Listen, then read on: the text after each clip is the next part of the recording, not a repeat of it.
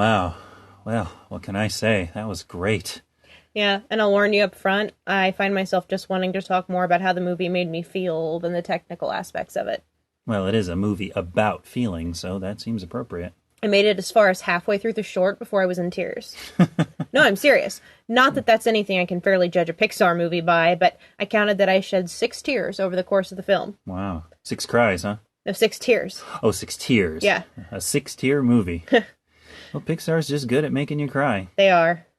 They're good at tapping into what makes us human and finding what's universal in our experience, and this one is no exception. Right. I have to admit that I never actually cried at this one. You soulless monster. Not that I didn't come close several times, but water never actually poured from my eyes the way it did at Toy Story 3. I think I liked it more than Toy Story 3. Really? Yeah, and that's not to say I think it's the better movie.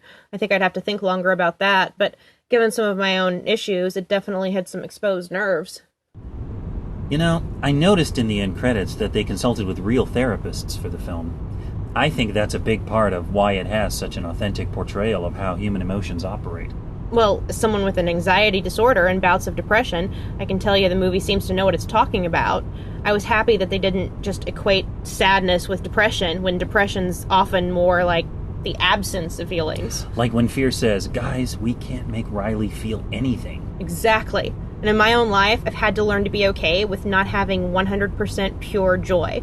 I've often got fear and sadness at my controls, and I've learned to work with that. But sadness isn't inherently bad. It's downright helpful sometimes, and my joy... Oh, look at the dog! Look at the dog! Where? Car right there.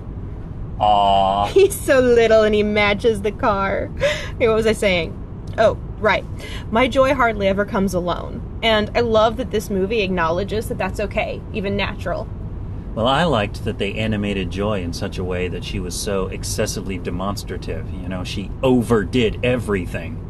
It eventually became sort of obnoxious. I mean, visually, it was a treat, but in real life, someone who's just pure joy all the time could become annoying after a while. Well, I know people like that, and they're not exactly among my favorite people.